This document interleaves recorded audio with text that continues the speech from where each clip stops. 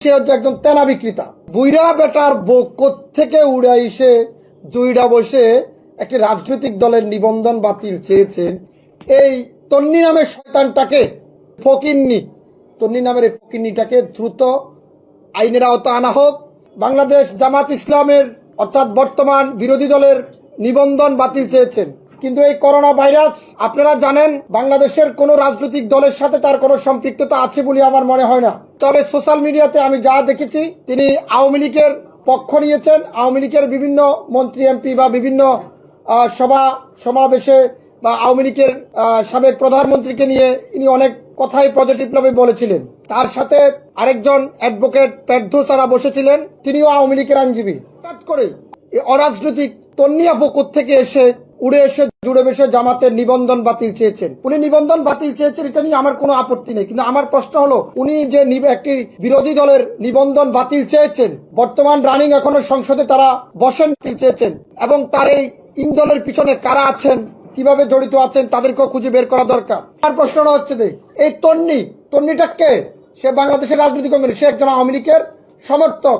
আজীবন দেখলাম সাবেক প্রধানমন্ত্রীর গুণগান গেয়ে গিয়েছেন, শেখ হাসিনার গুণগান গিয়েছেন। এখন তার পাশে যিনি বসছেন ওই আইনজীবীরও আমি বিচার চাই। উনি একজন আইনজীবী হয়ে উনি আরেকজনকে সামনে রেখে, উনি কিন্তু পরিপূর্ণ আওয়ামী লীগের একজন আইনজীবী।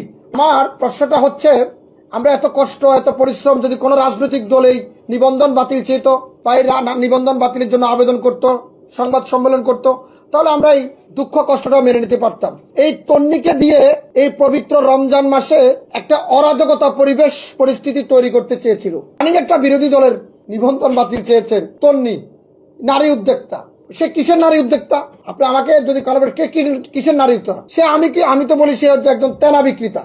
সে তো নারী উদ্যোক্তা না, সে একজন সিডা কাবট বিক্রেতা। সে নাকি বাংলাদেশের এত বড় একটি বিরোধী রাজনৈতিক দলের নিবন্ধন বাতিল চেয়েছেন, যে নিবন্ধন বাতিল করে শেখ হাসিনাও বেশি দিন থাকতে পারেনি।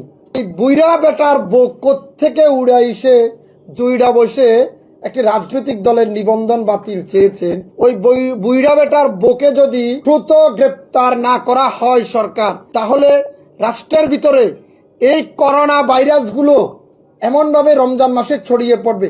দেখেন, রমজান মাসে আমরা ছোটবেলা শুনেছি, এখনো শুনি, আল্লাহ পাক রাব্বুল আলামিন শয়তানগুলো নাকি রমজান মাসে বেঁধে রাখে। এই যে মানুষরূপী শয়তান গুলো যে উন্মুক্ত পরিসরে ঘোরাফেরা করছে, তাদেরকে আমাদের বেঁধে রাখা দরকার না? আমি সবাইকে বলবো, দ্রুততার সহিত এই তন্নি নামের শয়তানটাকে দ্রুত অন্ততপক্ষে রমজান মাস উপলক্ষে বেঁধে রাখেন। কারণ এখানে যারা আছেন সবাই রমজান মাসের পবিত্রতা রক্ষা করুন। আমরা চাই না এই তন্নি নামের মেয়েটা বা তন্নি নামের ফকিন্নিটা, আমি যদি বলি ফকিন্নি, তন্নি নামের এই ফকিন্নিটাকে দ্রুত আইনের আওতা আনা হোক। কারণ দেশের বিরুদ্ধে এক ধরনের অরাজকতা পরিস্থিতি তৈরি করতে চাচ্ছে। এখানে দেখবেন যে নিবন্ধন বাতিল চেয়েছেন, এখানে সরকার দলীয় কোনো লোকের ইন্ধন আছে বলে আমার মনে হয় না। এটি পরিপূর্ণ বাংলাদেশের বর্তমান সরকার এবং বিরোধী দলের রাজনীতিকে ত্রিমুখী করে দেওয়ার জন্য একটা পরিকল্পনা করা হচ্ছে। সরকার গঠন করেছে, তারা শান্তিতে ন্যূনতম কিছুদিন দেশটাকে পরিচালনা করক। এই গত 17-18 মাসে আমরা অনেকেই ক্ষতিগ্রস্ত হয়েছি। আমরা চাই না অন্ততপক্ষে আর কয়টা বছর আমরা ক্ষতিগ্রস্ত হইতে। আমরা সবাই মিলি, বিরোধী দল সরকার দল উভয়কে আমরা একটা আন্তরিক ভালোবাসা দিয়ে সহযোগিতা করে দেশটাকে আমরা শান্তিতে রাখতে চাই। এই ধরনের শয়তান কালফিটগুলোকে আমরা দ্রুত আইনের আওতা আনতে হবে। আর যদি আইনের আওতা না আনে, তাহলে যারা সরকার গঠন করেছেন, আমি মনে করব এখানে তাদের পরিপূর্ণ ব্যর্থতা কাজ করছে। আমি সরকারের মাননীয় বর্তমান প্রধানমন্ত্রীর প্রতি অনুরোধ করব, এটি দেশের বিরুদ্ধে ষড়যন্ত্র চলছে। এই ধরনের হঠাৎ করে এই ধরনের কর্মকাণ্ড সামনে আসা মানে মানুষকে বিব্রতকর পরিবেশ পরিস্থিতি